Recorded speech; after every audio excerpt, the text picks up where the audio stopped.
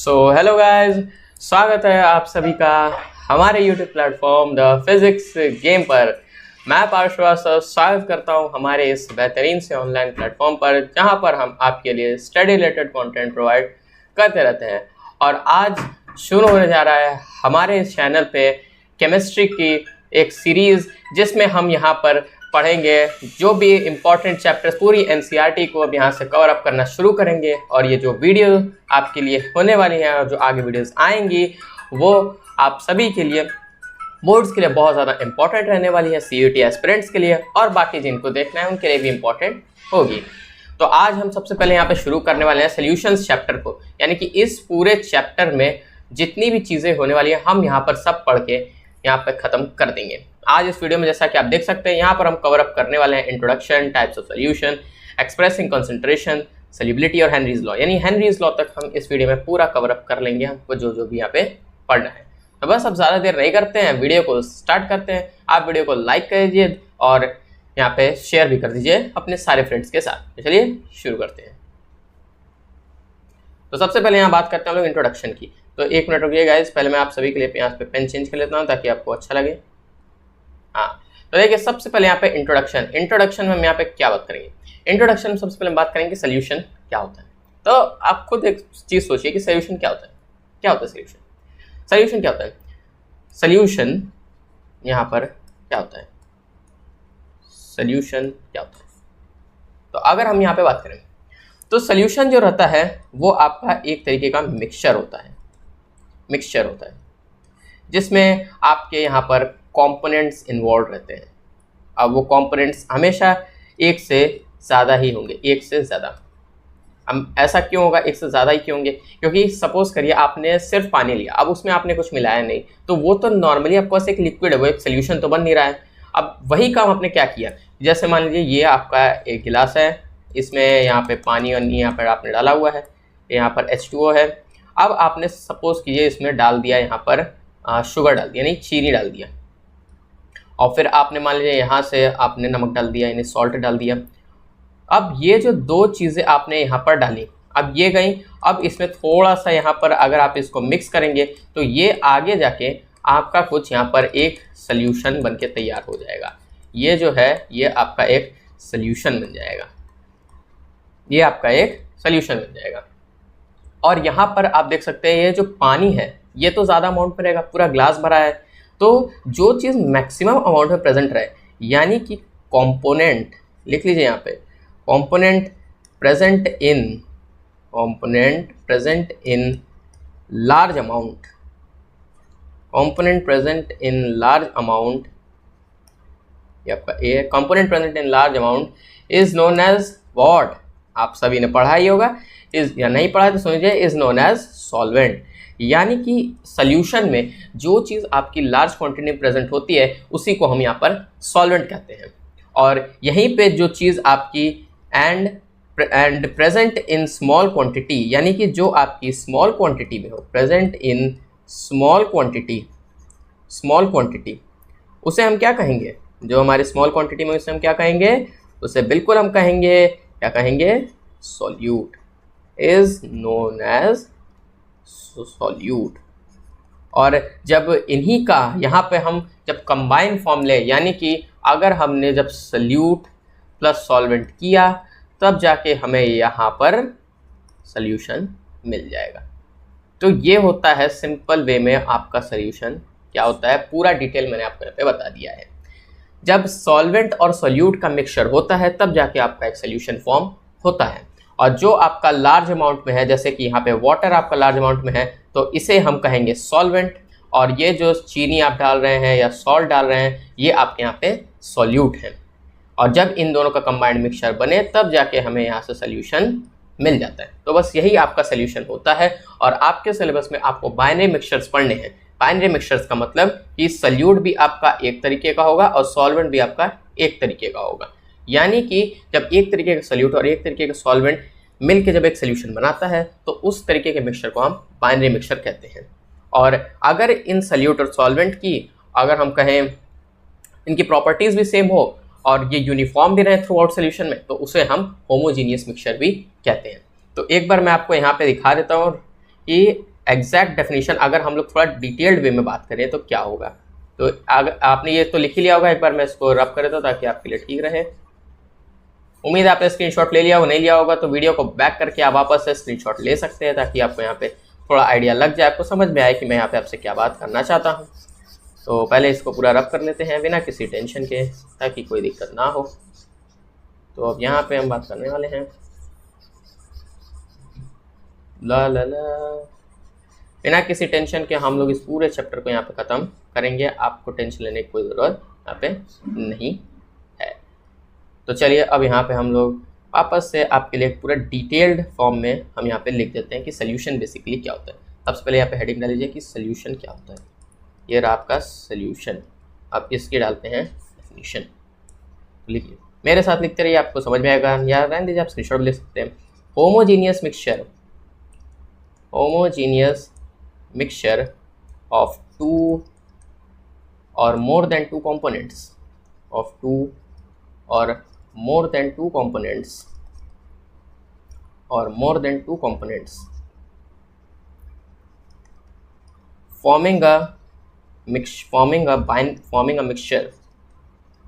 forming a mixture। अब यहाँ binary mixture में क्यों नहीं लिख रहा हूँ, क्योंकि यहाँ पे जब टू कंपोनेंट होंगे तभी आपका बाइनरी मिक्सचर होगा, उससे अदर टर्नरी क्वाटरनरी वगैरह वगैरह बातें हो जाएंगी। Forming a mixture is known as solution, तो ये होता है आपका सोल्यूशन का पूरा डेफिनेशन। और यहाँ पे एक चीज़ और लिख देते हैं, solute plus solvent will give you solution. तो इस तरीके से आपका सोल्यूशन यहाँ पे फॉर्म होता है। ये आपका स्मॉल अमाउंट में होगा और ये आपका लार्ज अमाउंट में होगा। अब इन्हीं के मिक्सचर से हम यहाँ पे सोल्यूशन फॉर्म करते हैं। तो ये रहा आपका बेसिक इंट्रो कि what is a solution and what is its features.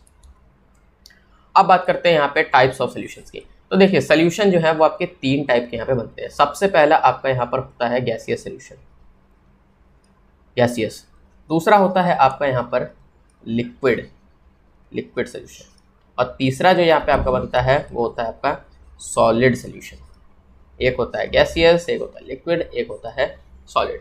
अब सोल्यूशन बेसिकली हम यहाँ पे बाइनरी मिक्सचर्स के बारे में पढ़ रहे हैं, यानी कि आपका एक तरीके का सोल्यूट होगा और एक तरीके का सॉल्वेंट होगा। तो भी हेडिंग में लिख लीजिए यहाँ पे सॉल्यूट और यहाँ पे सॉल्वेंट। और यहाँ पे हम एक ड्रॉ कर लेते हैं लाइन, जिससे कि आपको यहाँ पर आइडिया लगे कि हम कैसी बातें यहाँ पे करना चाह रहे हैं। पूरा का पूरा टेबल ही बना लेते हैं, क्या दिक्कत है, ठीक है। अब उतनी अच्छी लाइन मैंने नहीं खींची, लेकिन आपको समझ में आ जाए वो बड़ी बात है, ठीक है। तो देखिए तीन तरीके के जो आपके यहाँ पे सोल्यूशंस बनते हैं, उनमें तीन और पार्ट्स वहाँ पे आते हैं। अब क्योंकि सॉल्वेंट होता है लार्ज अमाउंट प्रेजेंट, तो सॉल्वेंट आपका यहाँ पर हर एक सोल्यूशन का सेम ही रहने वाला है। जैसे कि अगर आपका गैसेस सोल्यूशन है तो यहाँ पे आपका सॉल्वेंट भी गैस ही रहेगा, यानी कि गैस गैस और गैस, सॉल्वेंट आपका गैस ही रहेगा। अब इसमें आप सॉलिड लिक्विड गैस डालेंगे तब जाके वो आपका सोल्यूट यहाँ पे माना जाएगा, और सॉल्वेंट में डिजोल्व करे तब आपका एक सोल्यूशन बन रहा है। अब जैसे आपने यहाँ पर सॉलिड को गैस में डाला, आपने लिक्विड को गैस में डाला और आपने गैस को गैस में डाला, तो ये तीन तरीके के आपके यहाँ पे पार्ट्स बनते हैं एक पर्टिकुलर टाइप ऑफ सोल्यूशन में। सिमिलरली अगर हम लोग लिक्विड की बात करें तो लिक्विड में आपका लिक्विड जो है वही आपका यहाँ पे सॉल्वेंट ही रहेगा, ये भी लिक्विड होगा और यहाँ भी लिक्विड होगा, तो ये आपका यहाँ पे लिक्विड है। अब यहाँ पे आप सॉलिड डाल दीजिए, solid in liquid, liquid in liquid, और लास्ट में गैस इन लिक्विड। तो ये इसमें भी यही पार्ट्स बनते हैं, बस सब में फ़र्क क्या होता है कि सब में सॉल्वेंट का फ़र्क पड़ता है। सॉल्वेंट आपका पूरा वही रहेगा, उसमें बस आपको सोल्यूट वहाँ पे एक्स्ट्रा एड ऑन करेंगे। अब सॉलिड बात करें तो सॉलिड जो है वो आपका यहाँ पे सेम हो जाएगा। एक बार फिर से सॉलिड सॉलिड और यहाँ पे सॉलिड। अब ये आपका सॉल्वेंट था, अब सोल्यूट में आप मान लीजिए डाल देंगे सॉलिड डाल देंगे, फिर आप यहाँ पे लिक्विड डाल देंगे, लिक्विड इन सॉलिड, और फिर आप यहाँ पे गैस इन सॉलिड। तो इतने तरीके के आपके यहाँ पर कॉम्बिनेशंस बनते हैं टाइप्स ऑफ सोल्यूशंस में। सोल्यूशंस आपके तीन टाइप्स के होते हैं और उनके अंदर वहाँ पर तीन तीन पार्ट सब में होते हैं, यानी कि ओवरऑल 9 तरीके के आपके बाइनरी मिक्सचर्स यहाँ पे देखने को मिलते हैं। इससे ज़्यादा आपके टर्नरी हो जाएंगे, क्वाटरनरी हो जाएंगे, वगैरह वगैरह यहाँ पे हो जाएंगे। तो अगर हम यहाँ पर एनसीईआरटी में अगर हम लोग बात करेंगे तो क्योंकि मैं एनसीईआरटी के अकॉर्डिंगली आपको यहाँ पे पढ़ा रहा हूँ, तो इन सभी के बहुत ही फेमस यहाँ पे एग्जाम्पल्स आपके एनसीईआरटी में मेंशन भी हैं और इसके एग्जाम्पल्स ही मोस्ट इंपॉर्टेंट होते हैं एग्जाम में आने के लिए। यानी कि एग्जाम्स में ये चीज़ तो आपसे पूछते बहुत कम है, आपको डायरेक्टली ये क्वेश्चन में उतार के दे देंगे, आपको बस इसका यहाँ पर एग्जाम्पल देना होगा एज एन आंसर। तो अब इन सब का आंसर जो है यानी कि एग्जाम्पल वो यहाँ पर आपके एनसीईआरटी में बहुत अच्छे तरीके से दिए हुए हैं, आप चाहें तो उसको खोल के वहाँ पर आराम से देख सकते हैं। और क्योंकि यहाँ पे मैंने आपको टाइप्स बता दिए तो आप यहाँ पे एग्जाम्पल्स खुद तो लिख लेंगे। कहें तो मैं आपको यहाँ पे बेसिकली कुछ एग्जाम्पल्स बता देता हूँ। जैसे कि अगर आपने यहाँ पर सॉलिड एंड गैस की बात कर रहे हैं तो सॉलिड आप यहाँ पे क्या ले सकते हैं, सॉलिड क्या ले सकते हैं, सॉलिड आप मान लीजिए यहाँ पे आपने लिया है मर्क्यूरी लिया है, मर्क्यूरी लिया है, मर्क्यूरी, और इसको आपने ऑक्सीजन में डाल दिया है। तो ये आपका एक तरीके का एग्जाम्पल है, बोल सकते हैं यहाँ पे एग्जाम्पल में हेडिंग में डालता ताकि आपको ठीक लगे। तो ये आपका एग्जाम्पल एक हो गया। अब मान लीजिए लिक्विड इन गैस का अगर हम लोग बात करें, लिक्विड इन गैस क्या हो सकता है आपका, लिक्विड इन गैस क्या हो सकता है, क्लोरोफॉर्म, क्लोरोफॉर्म आपका CH-Cl3 होता है, इसको आपने यहाँ पे डाल दिया ऑक्सीजन में, तो ये भी आपका एक एग्जाम्पल है। अब एज इट इज़ सबके ही एग्जाम्पल्स होते हैं। अब बेसिकली हमें इस चैप्टर में लिक्विड टाइप के सोल्यूशन की बात करनी है, हमें बेसिकली यहाँ पे लिक्विड सोल्यूशंस की बात इस चैप्टर में करनी है जो आपके सिलेबस में है, और उसी में हम यहाँ पर आपका सॉलिड एंड लिक्विड के बारे में पढ़ेंगे, लिक्विड के बारे में पढ़ेंगे और गैस एंड लिक्विड का भी पढ़ेंगे। तो ये तीनों के बारे में ही आपका पूरा सोल्यूशंस का चैप्टर घूम फिर कर है। गैसियस जो है वो आपका 11th क्लास में होता था और सॉलिड जो है वो आपका 12th सिलेबस से रिलेटेड है। तो हमें बेसिकली यहाँ पर लिक्विड सोल्यूशंस के बारे में पढ़ना है। उम्मीद है आपको ये चीज़ें क्लियर हो गई होंगी और जितने भी एग्जांपल्स हैं आप उनको खुद लिख के देख सकते हैं, खुद समझ सकते हैं, या चाहें तो आप एनसीईआरटी में भी फोकस कर सकते हैं। अब चलते हैं हम आगे। अब यहाँ पर होता है कंसंट्रेशन, यहाँ पर एक्सप्रेस करने का तरीका सोल्यूशन से। अब बेसिकली सोल्यूशन जो होता है उसमें किस तरीके का सॉल्यूट है, किस तरीके का सॉल्वेंट है, या वो कितने बढ़िया तरीके से सॉल्वेंट में सॉल्यूट आपका डिजॉल्व हुआ है, या उनकी वहाँ पर सॉल्युबिलिटी क्या चल रही है। तो इन सभी चीज़ों को एक्सप्रेस, इनके कंसंट्रेशन को एक्सप्रेस करने के लिए कुछ स्पेसिफिक टर्म्स होते हैं जो यहाँ पर यूज़ किए जाते हैं, जिसके थ्रू आप यहाँ पर निकाल पाते हैं कि वो एक स्पेसिफिक क्या होते हैं। तो 7 तरीके के आपके यहाँ पर होते हैं।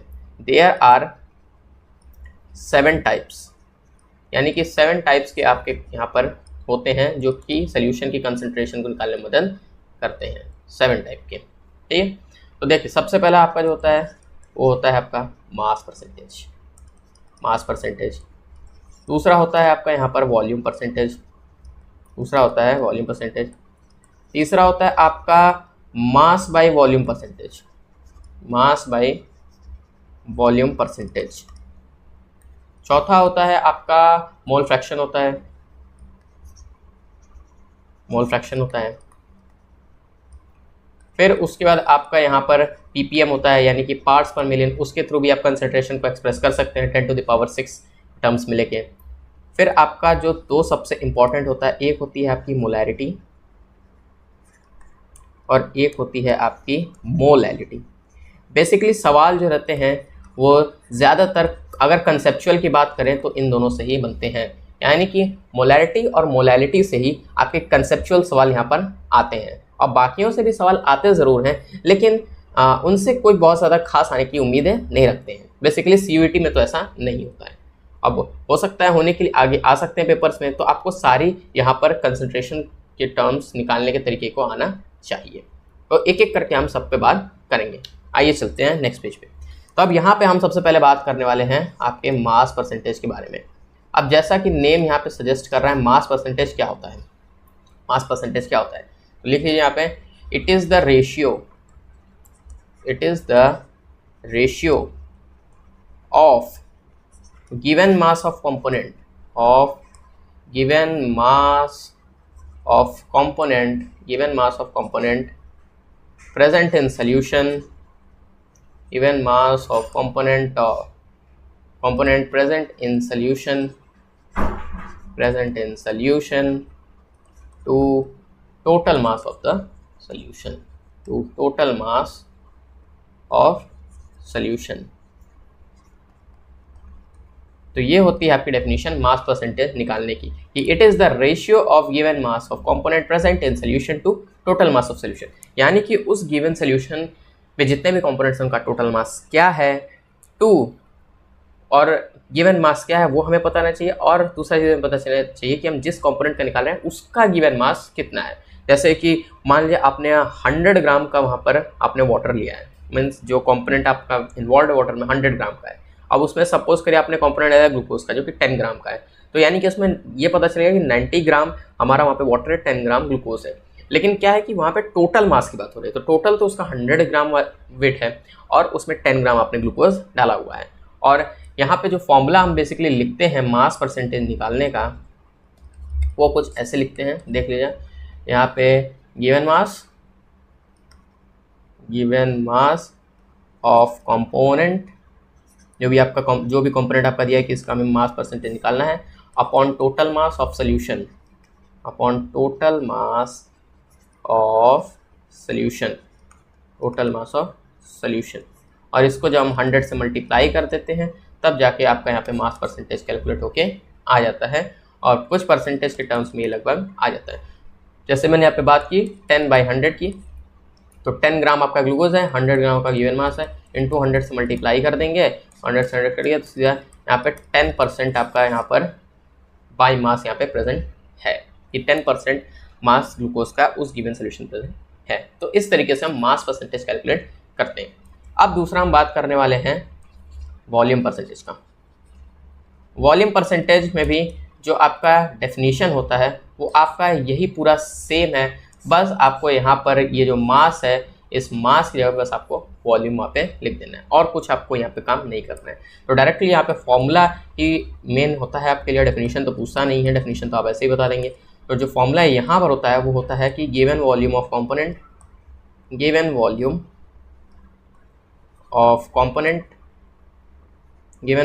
कंपोनेंट, ये आई थिंक एन हुआ, ठीक है, अपॉन टोटल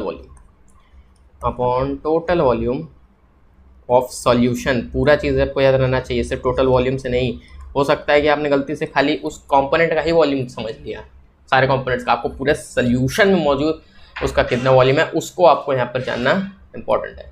तो given volume of component upon total volume of solution, और जब इसको 100 से मल्टीप्लाई कर देंगे तब जाके आपको वॉल्यूम परसेंटेज यहाँ पे निकल कर आ जाएगा। तो इस तरीके से आपका वॉल्यूम परसेंटेज निकालने का तरीका होता है। अब बात करते हैं दूसरे की। तो जो दूसरा होता है यानी कि तीसरा, वो होता है आपका mass by volume percentage. Mass by volume percentage.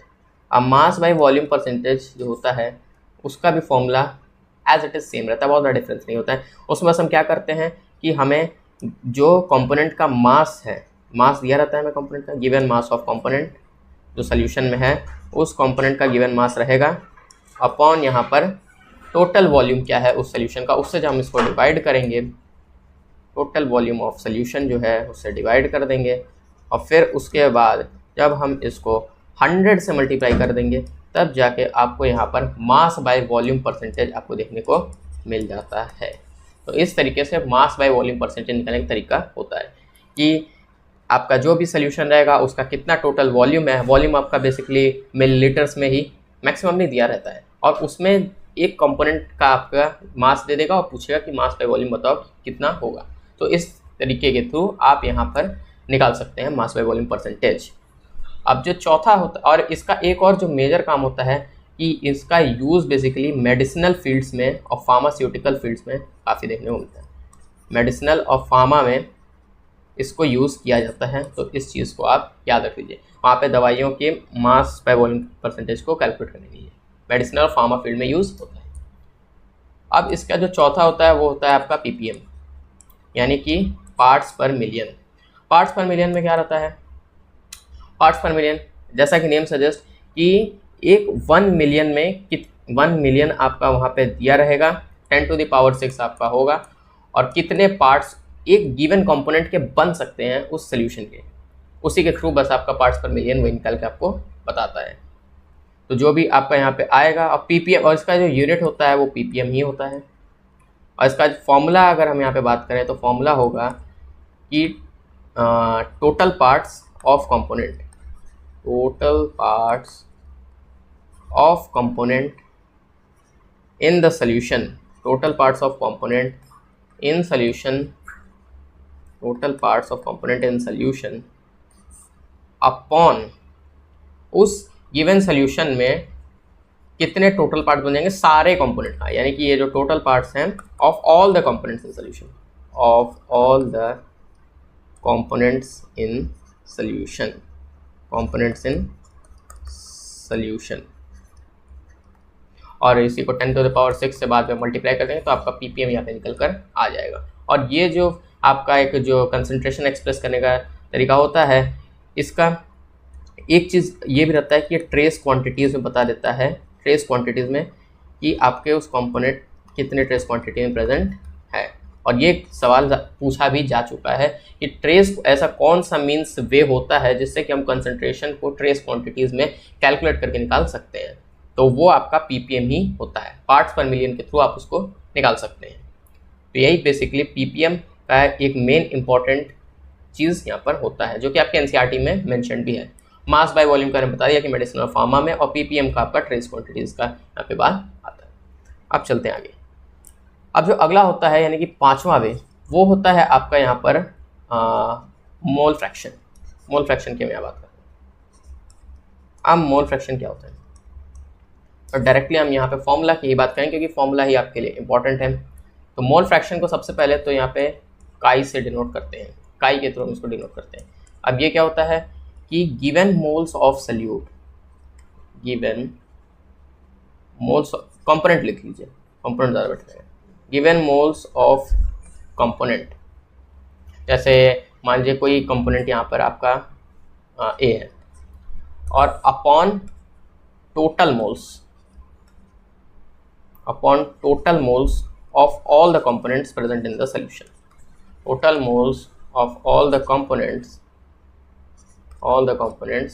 in the solution।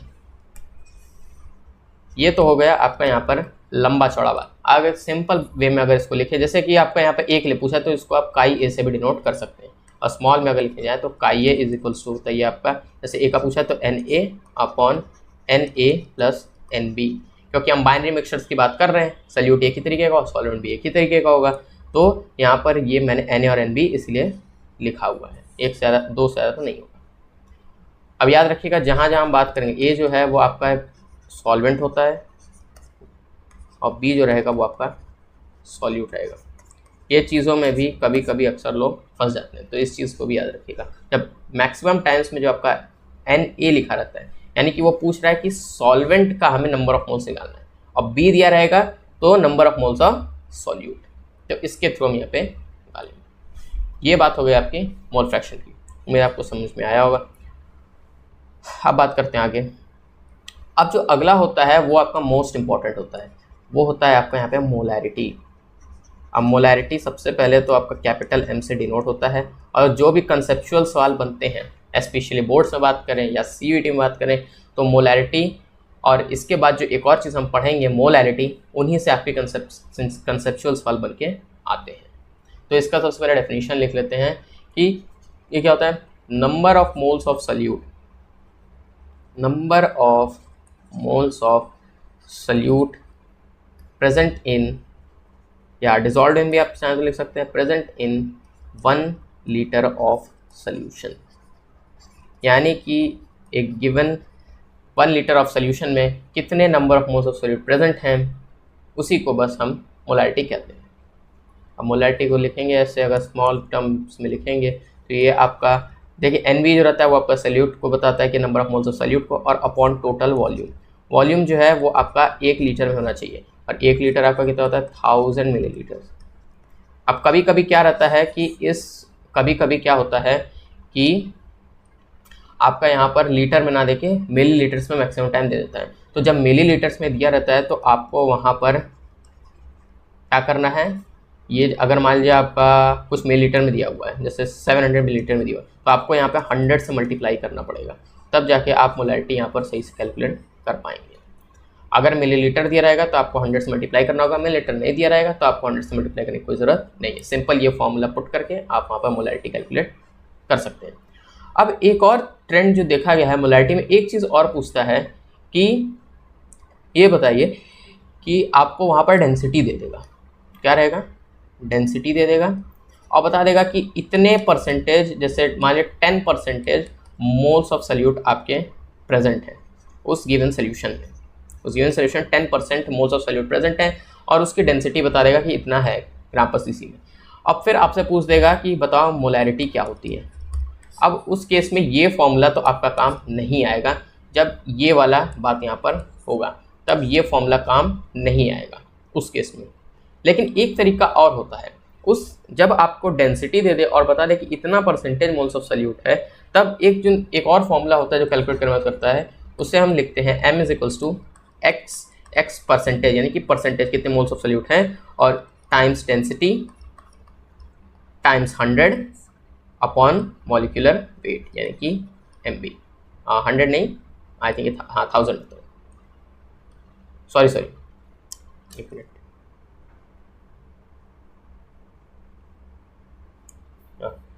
ये आपका यहाँ पर 100 नहीं बल्कि 10 होता है। आई थिंक मैंने गलती से शायद ज़्यादा बोल दिया। हाँ ठीक है, तो इस फॉर्मूले के थ्रू आप कैलकुलेट करके मोलैरिटी निकालते हैं। जब आपका यहाँ पे डेंसिटी का टर्म से देगा और इतने परसेंटेज मोल्स ऑफ सॉल्यूट दिए हुए, तब उस केस में ये वाला फॉर्मूला आपके लिए काम आ जाएगा।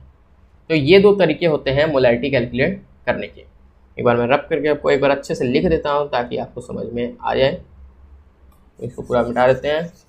आपने स्क्रीनशॉट ले लिया होगा जैसा कि मैंने पहले ही बताया हुआ था।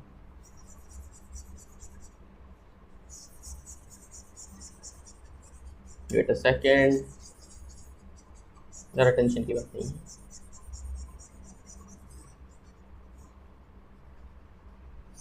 हमें बहुत ज़्यादा यहाँ टेंशन नहीं लेना है। हाँ, हम यहाँ बात करते हैं, एक मिनट। तो देखिए, मोलैरिटी निकालने के आपके दो तरीके यहाँ पे होते हैं। पहला तरीका होता है आपका यहाँ पर NB/V, और अगर मिलीलीटर्स में दिया हुआ है तो ये हो जाएगा NB। एक सेकेंड, यहाँ पे शायद थोड़ा सा हो गया, 1 मिनट, वेट, ये आपका यहाँ पे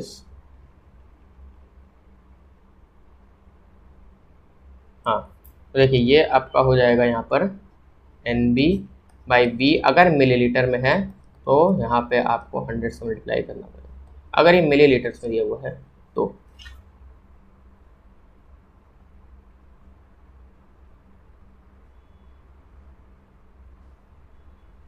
सॉरी, ये 100 से नहीं बल्कि आपका ये 1000 से होगा। मैंने शायद थोड़ा सा गलत बोल दिया, उसके वो है, सॉरी। लेकिन 1000 से आप इसको मल्टीप्लाई कर देंगे अगर मिलीलीटर्स में ये दिया हुआ है तो। और जो दूसरा तरीका मैंने आपको बताया है वो होता है आपका यहाँ पर x × d × 10, ये x कुछ ऐसे बना दिया ताकि समझ में आए, अपॉन यहाँ पर मॉलिक्यूलर वेट। तो इन दो तरीके से आप मोलैरिटी कैलकुलेट कर सकते हैं अगर मोलैरिटी पूछे तो। अब जो हम लास्ट यहाँ पे बात करने वाले हैं वो आपका होता है यहाँ पे मोलैरिटी। मोलैरिटी जो रहता है वो आपका स्मॉल m से डिनोट होता है।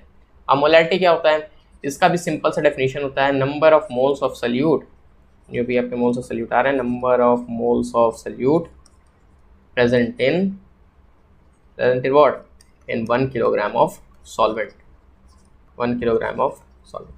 अब मोलैरिटी में क्या रहता है कि यहाँ पर आपको सोल्यूशन का यहाँ पे वॉल्यूम से नहीं डिटरमाइन करना है, आपको बताना है कि उसमें सॉल्वेंट कितनी मात्रा में प्रेजेंट है, यानी कितने ग्राम्स में या कितना किलोग्राम में आपका सॉल्वेंट वहाँ पे प्रेजेंट है, और उसमें फिर number of moles of solute कितने हैं। जब उस चीज़ को आप कैलकुलेट करते हैं तब जाके आपको वहाँ पे मोलैरिटी मिलती है।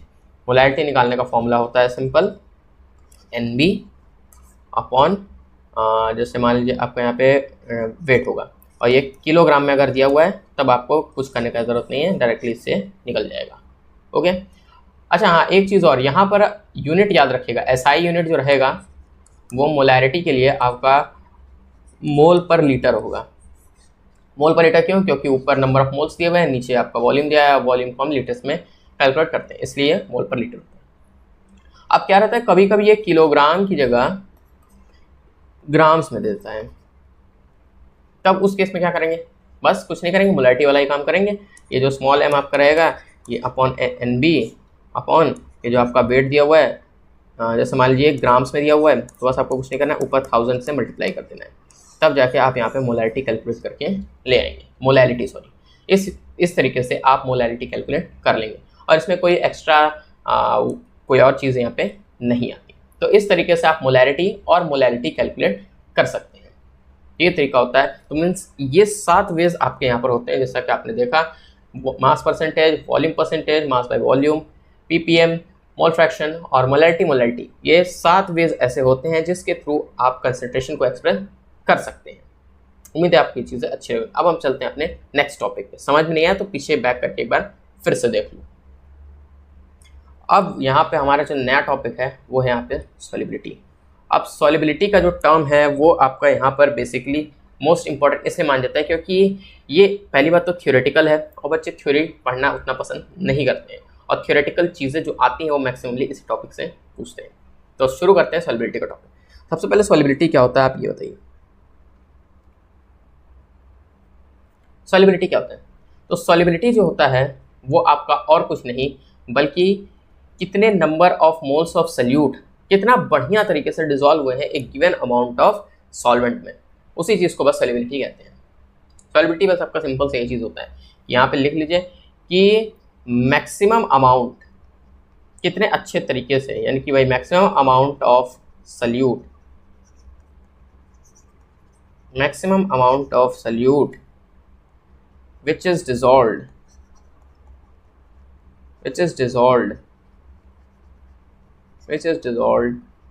in a specified amount of solvent, यानी कि सॉल्वेंट जितना है उतने में ही करोगे, इसलिए स्पेसिफाइड यानी कि लिमिट है, अनलिमिटेड थोड़ी ना है वहाँ पे। तो in specified amount of solvent is known as solubility, is known as solubility.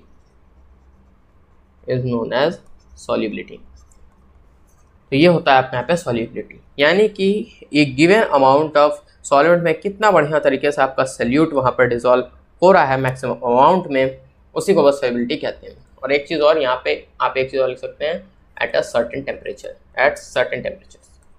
मतलब कुछ टेम्परेचर वहाँ पे रहेगा, यानी कि ये कह सकते हैं कि सॉल्युबिलिटी जो होती है वो आपकी टेम्परेचर डिपेंडेंट यहाँ पे होती है, और इसके बारे में अभी आप आगे पढ़ें। तो ये होती है बस आपकी solubility.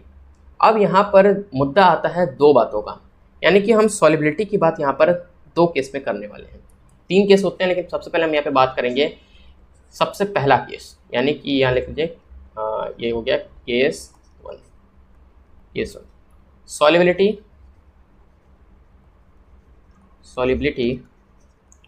Of solid in a liquid, basically हम यहाँ पे लिक्विड सॉल्यूशंस के बारे में पढ़ने वाले हैं। तो लिक्विड आपका सॉल्वेंट है और सॉलिड यहाँ पे आपका सल्यूट है इस केस में। तो अब हमें यहाँ बात करना है कि गिवन लिक्विड में सॉलिड जो डिजॉल्व होता है उसकी सॉल्युबिलिटी क्या है, यानी कितना अच्छे से वो डिजॉल्व हो रहा है। अब एक एग्जांपल लेके बात करते हैं। तो एग्जांपल जैसे आपने देखा होगा कि अगर आप पानी में अगर चीनी को डालेंगे तो थोड़ा सा आप उसको मिक्स करेंगे तो वो अच्छे से मिक्स हो जाएगा, फिर आपको ये नहीं पता चलेगा कि उसमें शुगर के क्यूब्स हैं, बस वो उससे डिजॉल्व हो जाएगा, फिर आप पिएंगे तो आपको पानी मीठा लगेगा। लेकिन यही सेम चीज़ अगर आपने किया कि आपने अगर वाटर में अगर आपने नेफ्थलीन को डाल दिया तो वहाँ पे कितना भी मिक्स कर लो वो डिजॉल्व नहीं होगा सही से, वो ख़राब हो जाएगा, नहीं होने वाला है। लेकिन यही सेम चीज़ अगर आपने किया नेफ्थलीन को है, अगर आपने मान लीजिए किसी बेंजीन सोल्यूशन मान लीजिए डाल दिया, बेंजीन सोल्यूशन में अगर आपने उसको डाल दिया तो वहाँ पर नेफ्थलीन क्या रहेगा, वो उससे बहुत अच्छे से डिजॉल्व हो जाएगा, फिर आपको ये नहीं पता चलेगा कि नेफ्थलीन कहाँ गया, वो उससे डिजॉल्व हो जाएगा। लेकिन यही सेम काम आगे, लेकिन अगर आपने चीनी को डाला उसमें तो उसमें डिजॉल्व नहीं होगा, चीनी के क्यूब्स, शुगर क्यूब्स वहाँ पे रह जाएंगे। तो इससे एक चीज़ तो बहुत अच्छे से पता चलती है कि आपका जो यहाँ पर सॉल्यूट जो पोलर होता है, यानी पोलर सॉल्यूट, वो पोलर सॉल्वेंट में डिजॉल्व हो सकता है, और नॉन पोलर सॉल्यूट सिर्फ नॉन पोलर सॉल्वेंट में डिजॉल्व हो सकता है। जो आपका यहाँ पे शुगर और वाटर की मैंने बात की है वो वहाँ पर आपका सॉल्यूट और पोलर सॉल्वेंट है। और अगर हम यहाँ पे बात करें, यहाँ पर अगर हम बात करें नेफ्थलीन जो है, अगर उसने नेफ्थलीन और बेंजीन सोल्यूशन, तो वहाँ पर आपका नॉन पोलर सॉल्वेंट और नॉन पोलर सॉल्वेंट है। तो एक चीज़ यहाँ पे आप लिख लीजिए, पॉइंट टू बी नोटेड, सबसे पहला पॉइंट कि पोलर सॉल्यूट जो होते हैं, पोलर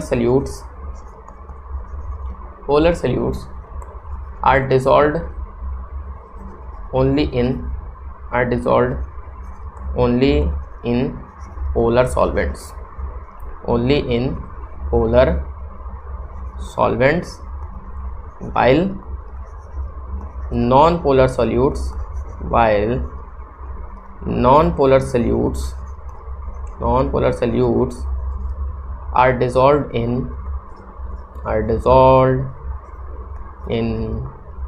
non-polar solvents.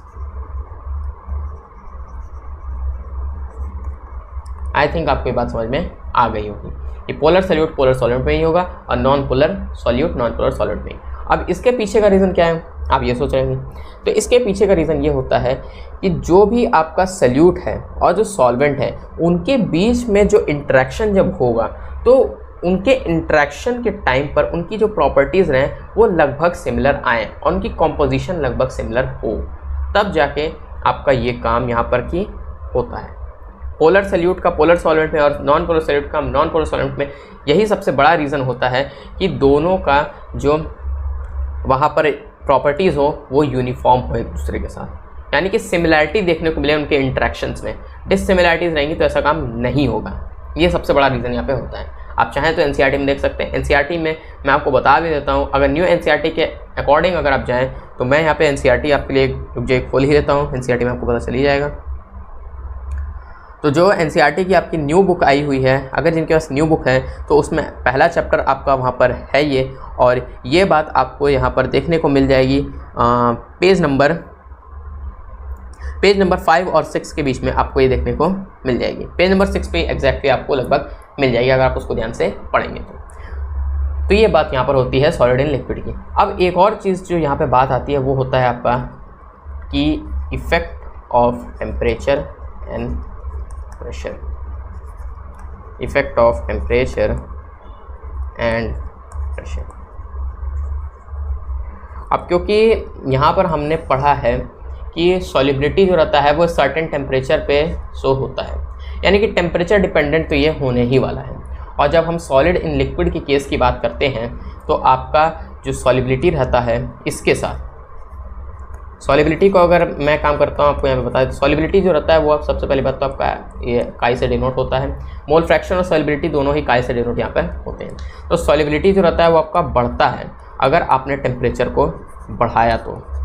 जब सॉलिड इन लिक्विड की हम बात कर रहे हैं, सॉलिड इन लिक्विड के केस में आपका सॉलिबिलिटी बढ़ जाता है टेम्परेचर को बढ़ाने के साथ। सॉलिड इन लिक्विड, जब आपका liquid as a solid present हो और सॉलिड आपका एज अ सॉल्यूट प्रेजेंट हो, तब उस केस में अगर आपने सॉलिबिलिटी बढ़ाई तो आपका टेम्परेचर वहाँ पर बढ़ जाएगा। समझे कि नहीं। और एक चीज़ और, टेम्परेचर जो रहता है वो यहाँ पे गिर भी सकता है। अब ऐसा क्यों होता है सर, तो ये बात करते हैं। तो ऐसा जो होता है उसके पीछे का सबसे बड़ा कारण होता है कि यहाँ पर दो केसेस बनते हैं। जब आपका सॉलिड जो रहता है लिक्विड में जाता है तो दो तरीके के प्रोसेसेस होते हैं। एक होता है आपका एंडोथर्मिक और एक होता है आपका एक्सोथर्मिक प्रोसेस। एंडोथर्मिक का मतलब जब ये सॉलिबिलिटी जो है वो अंदर ही अंदर हो और दूसरी जो है वो बाहर ही बाहर हो, सिंपल में बता रहा हूँ। तब उस केस में क्या रहता है, जब एंडोथर्मिक का बात होता है तो जो आपका डेल्टा एच होता है वो आपका ग्रेटर देन यहाँ पर 0 होता है। अब डेल्टा एच क्या होता है, इसको पढ़ने के लिए आपको 11th की केमिस्ट्री आनी चाहिए। ओके, आप देख भी सकते हैं, चाहे तो एक बार अपने से भी देख सकते हैं, एनसीईआरटी में सब अच्छे से दिया ही है। तो अगर डेल्टा एच आपका यहाँ पे 0 से बड़ा होता है एंडोथर्मिक में, तब इस केस में क्या होता है, अगर आपने सॉलिबिलिटी बढ़ाई तो आपका टेम्परेचर यहाँ पर बढ़ जाता है। और एक्सोथर्मिक जो रहता है वो आउटसाइड होता है, यानी कि सराउंडिंग्स में होता है। तब इस केस में क्या रहता है, डेल्टा एच जो रहती है वो आपकी 0 से यहाँ पर कम होती है, डेल्टा एच आपका कम होता है। तब इस केस में क्या होता है, अगर आपने इसको बढ़ाया भी तो टेम्परेचर के साथ इन्वर्स रिलेशन होगा, ये यहाँ पे नीचे गिर जाएगा। अब अगर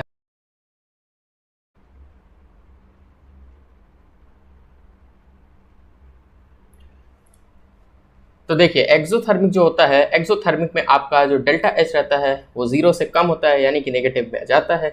इसलिए जब आप सॉलिबिलिटी को बढ़ा देते हैं तो आपका टेम्परेचर यहाँ पे डाउन हो जाता है। तो ये रही एंडोथर्मिक और एक्सोथर्मिक की बातें। अब अगला आता है कि प्रेशर का कोई इम्पैक्ट पड़ता है या नहीं। अब ये बात है, क्या सॉलिड को आप कंप्रेस कर सकते हैं? मीन्स आपने सॉलिड लिया, उसको आप फोर्स से कंप्रेस करना चाहें, क्या वो कंप्रेस होगा? बिल्कुल नहीं होगा, क्योंकि सॉलिड कभी भी कंप्रेस हो ही नहीं सकता है, उसमें नॉन कंप्रेसिबिलिटी की वजह से। हाँ, तो उसमें नॉन कंप्रेसिबिलिटी की वजह से, उसमें नॉन कंप्रेसिबिलिटी होने की वजह से आप कोई भी वहाँ पर प्रेशर का इम्पैक्ट नहीं पड़ता है। नॉन कंप्रेसिबिलिटी इसकी जो प्रॉपर्टी होती है उसकी वजह से, यानी कि सॉलिड को जब आप लिक्विड में डिसॉल्व करेंगे तो उस केस में टेम्परेचर का इम्पैक्ट तो पड़ेगा लेकिन प्रेशर का कोई इम्पैक्ट नहीं पड़ेगा, क्योंकि सॉलिड वहाँ पर नॉन कंप्रेसिबल होता है। ये सबसे आसान रीज़न है जानने के लिए कि प्रेशर का इम्पैक्ट क्यों नहीं पड़ता है।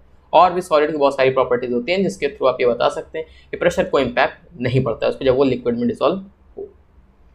तो ये बात हो गई हमारी solubility of solid in liquid की और टेम्परेचर और प्रेशर का इम्पैक्ट। अब जो हम अगला यहाँ पे बात करने वाले हैं वो यहाँ पर आपका बेसिकली बात होगा solubility of gas in liquid, यानी कि गैस की क्या सॉल्युबिलिटी होगी जब वो लिक्विड में डिसॉल्व होगा। और जो ये solubility in solid in liquid अरे गैस इन लिक्विड की बात होती है, इसी का बात हम करने वाले हैं और ये होता है आपका और कुछ नहीं बल्कि हेनरीज लॉ। हेनरी ही वो साइंटिस्ट थे जिन्होंने इस सॉल्युबिलिटी के बारे में हमें बताया कि जब गैस लिक्विड में डिसॉल्व होगी तो उसकी सॉल्युबिलिटी पे क्या इम्पैक्ट पड़ेगा, टेम्परेचर और प्रेशर का क्या वहाँ पे रोल रहेगा। ये सब बात हेनरीज ने हमें यहाँ पे बताई और तब जाके हेनरी लॉ यहाँ पे अराइज हुआ। हेनरी ने अपना जो लॉ दिया था वो लॉ ये बताता है स्टेट्स दैट से हम शुरू करते हैं। हेनरीज लॉ स्टेट्स दैट कि सॉल्युबिलिटी और mole fraction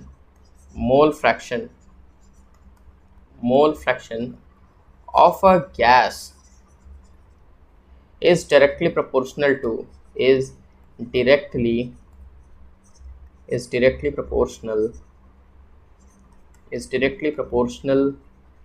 the pressure of the gas in liquid.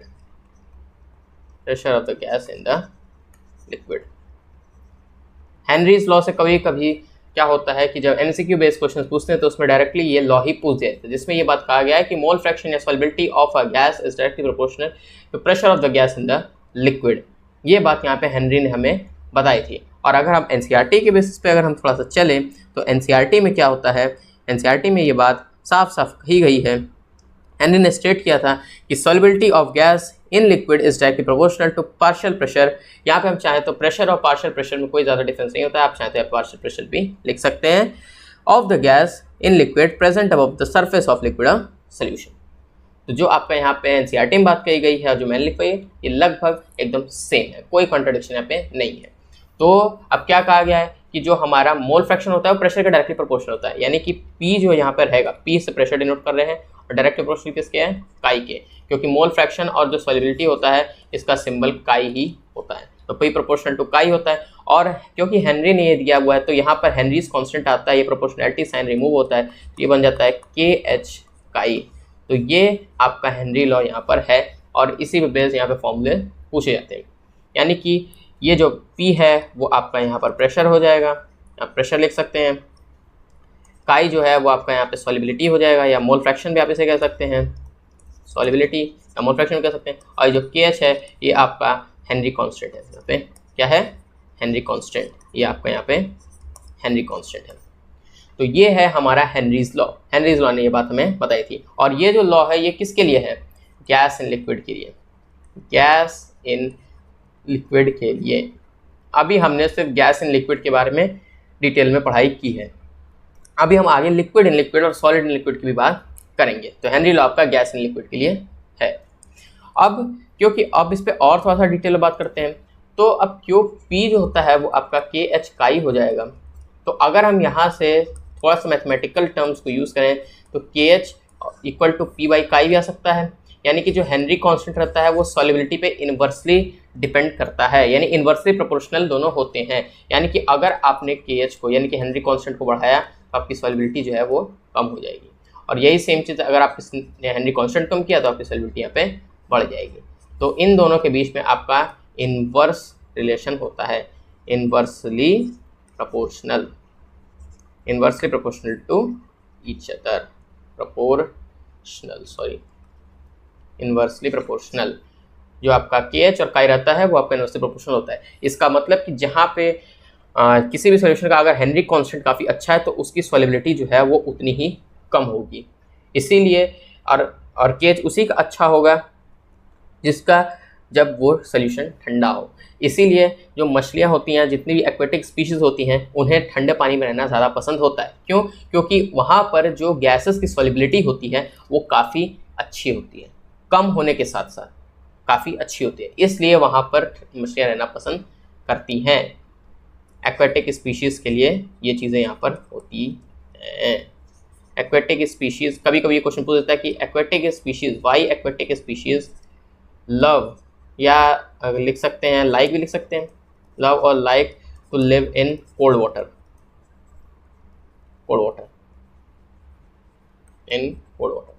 तो इसका सीधा सीधा आंसर इन्होंने बता दिया कि वहाँ पर जो ठंडे पानी में क्या होता है, गैसेस की सॉल्युबिलिटी कम होती है, इसलिए वहाँ पे उनको रहना पसंद होता है as compare to hot water, जब हॉट वाटर वहाँ पे इन्वॉल्व।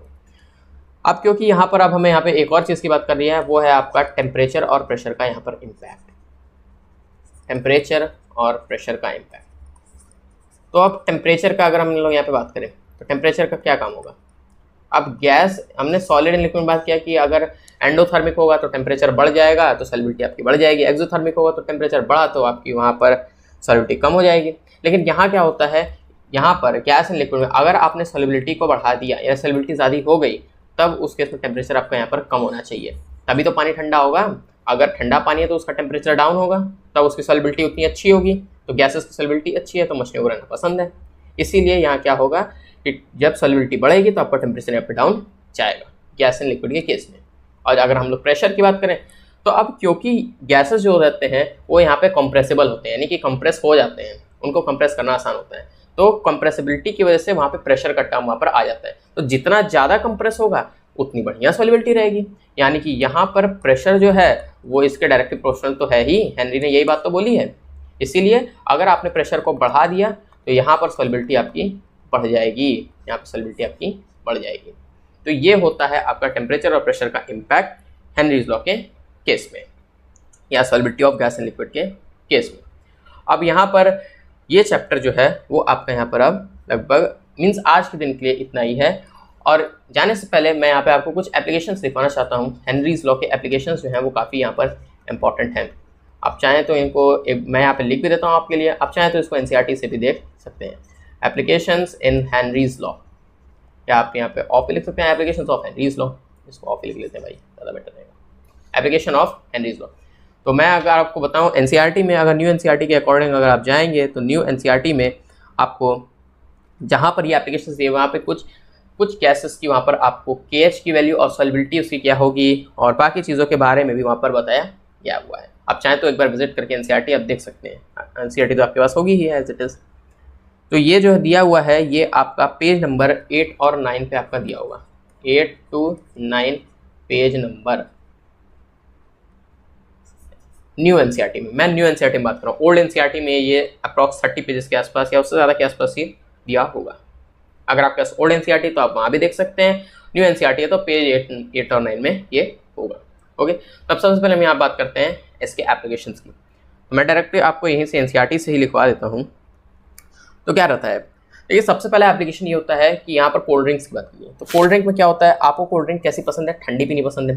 तो अगर वो कोल्ड ड्रिंक ठंडी है यानी कि उसका टेम्परेचर डाउन है तो उसकी सॉल्युबिलिटी वहाँ पे गैसेस की बहुत अच्छी होगी। आपको कोल्ड ड्रिंक ठंडी पीना पसंद है तो वहाँ पे गैसेस की सॉल्युबिलिटी अच्छी होती है, इसीलिए वहाँ पर आपको गैसेस की सॉल्युबिलिटी अच्छी होने की वजह से आपको कोल्ड ड्रिंक ठंडी अच्छी लगती है। अब यही सपोज कीजिए कि अगर आपने कोल्ड ड्रिंक को गर्म कर दिया यानी उसको गर्म कर दिया तो उसका टेम्परेचर बढ़ गया तो गैसेस की सॉल्युबिलिटी खराब हो गई, तब आप उसको नहीं पीना पसंद करेंगे, आपको अच्छा ही नहीं लगेगा। इसीलिए सबसे पहला एप्लीकेशन जो ये है कि यहाँ पर अगर हम लोग लिखें तो यहाँ पर to increase the solubility, to increase the solubility of CO2 gas, क्योंकि कोल्ड ड्रिंक्स में आपकी कार्बन डाइऑक्साइड गैस प्रेजेंट होती है और कोई गैस नहीं होती है, ये चीज़ याद रखिए, जो अच्छे से डिजोल्व हो यानी कि जो अच्छे से सोल्यूबल हो, CO2 गैस। तो increase the solubility of CO2 gas in cold drinks. Bottles को क्या करते हैं हम लोग, क्या करते हैं, इसीलिए जो आपकी बॉटल्स होती हैं, bottles are tightly packed, bottles are sealed और टाइटली पैक्ड, सील्ड और टाइटली पैक्ड, टाइटली पैक्ड। ताकि कार्बन डाइऑक्साइड गैस की सॉल्युबिलिटी बहुत अच्छी हो और वो बढ़े हमारे कोल्ड ड्रिंक्स में। इसीलिए जो कोल्ड ड्रिंक की बॉटल्स होती हैं उनको टाइटली वहाँ पे पैक किया जाता है ताकि गैस वहाँ से रिलीज ना हो, टेम्परेचर उसको डाउन करें, उसको ठंडा करें, सॉल्युबिलिटी उसकी उतनी ही अच्छी। इसीलिए आपको कोल्ड ड्रिंक जो रहती है वो ठंडी पीनी पसंद है और गर्म पीनी नहीं पसंद है। उम्मीद है आपको ये चीज़ समझ में आ गई होगी।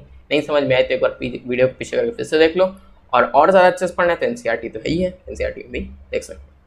अब अगर हम इसके दूसरे एप्लीकेशन की बात करें, अब दूसरे एप्लीकेशन में यहाँ पे अगर हम लोग बात करें तो यहाँ पर हम बात करने वाले हैं स्कूबा डाइवर्स की। तो यहाँ पर सबसे पहले अगर हम लोग एनसीईआरटी के अकॉर्डिंग जाएँ, जो मैं एनसीईआरटी में भी आपके लिए देख रहा हूँ, तो एनसीईआरटी में क्या है कि जब आप ऊपर जाते हैं, जैसे मैं यहाँ पे आपके लिए डायरेक्टली पढ़ भी देता हूँ कि scuba divers must cope with high concentrations of dissolved gases while breathing air at high pressure under water. Increase pressure increases solubility of atmospheric gases in blood. यानी कि यहाँ पर गैस एंड लिक्विड की क्योंकि बात है, तो प्रेशर को बढ़ाओगे तो सॉल्युबिलिटी गैसेस की बढ़ेगी ब्लड में।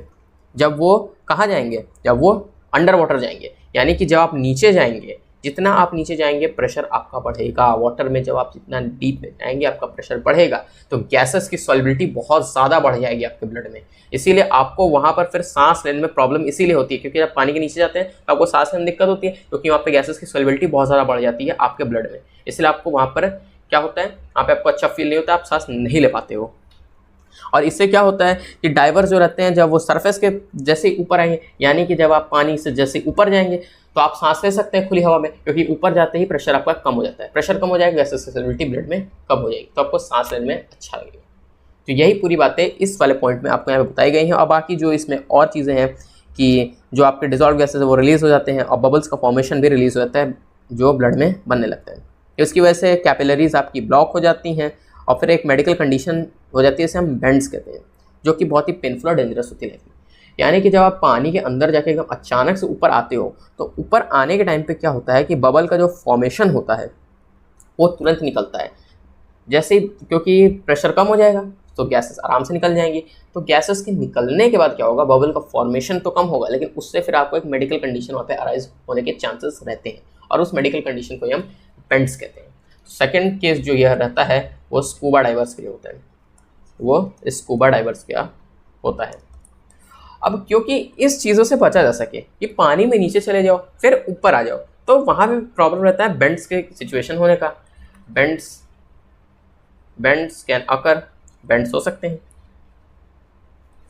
लेकिन नहीं, इससे बचने का एक तरीका होता है। स्कूबा डाइवर जो रहते हैं, जो उनके पास ऑक्सीजन सिलेंडर रहता है, वो उसमें क्या करते हैं, उसमें मिक्सचर रहता है, उसमें सिर्फ ऑक्सीजन और नाइट्रोजन नहीं रहता है, उसमें एक और गैस यूज होती है जो कि सॉल्युबिलिटी को यहाँ पे कम कर देती है। गैस नाइट्रोजन की सॉल्युबिलिटी कम कर देती है जब वो ब्लड में वहाँ पे फॉर्म हो, और वो गैस होती है आपकी यहाँ पे हीलियम गैस। हीलियम गैस को यूज़ किया जाता है, हीलियम गैस इज यूज। और यहाँ पे बात है अगर हम देखें तो बेंड्स को अवॉइड करने के लिए और जितने भी आपके टॉक्सिक इफेक्ट्स हो सकते हैं उन सबको अवॉइड करने के लिए जो आपके टैंक्स होते हैं उसमें मिक्सचर यूज़ किया जाता है ऑक्सीजन, नाइट्रोजन और हीलियम का। तो याद रखिए इनके पास जो ये सिलेंडर्स होते हैं इसमें ऑक्सीजन, नाइट्रोजन एंड हीलियम होते हैं और इसकी कुछ स्पेसिफिक कंसंट्रेशन यहाँ पे दी हुई है। जैसे मैं बता देता हूँ, ऑक्सीजन जो है वो आपके यहाँ पर 32.1% होती है। हीलियम की बात करें तो हीलियम आपका 11.7% होता है, 11.7, और जो आपका नाइट्रोजन होता है वो यहाँ पर आपका 56.2% होता है। तो ये आपकी कुछ स्पेसिफिक कंसंट्रेशन यहाँ पर होती है जो स्कूबा डाइवर्स अपने टैंक्स में यूज़ करते हैं। इन तीनों गैसेस कंसंट्रेशन इतनी होती है। उम्मीद करता हूँ आपको ये चीज़ अच्छे समझ में आ गई होगी। आप चाहें तो एनसीईआरटी में एक बार देख सकते हैं। अब एक और जो केस बनता है इसमें वो बेसिकली एक केस होता है एनॉक्सिया का। अब एनॉक्सिया क्या होता है, जब एनॉक्सिया तब होता है जब आप मान लीजिए आप पहाड़ी इलाके पे गए हैं, हाई एल्टीट्यूड पे गए, तो वहाँ पे क्या होगा, आप ऊपर चढ़ने की कोशिश करेंगे तो ऊपर जैसे ही आप जाते हैं तो वहाँ पे आपका प्रेशर कम होने लगता है।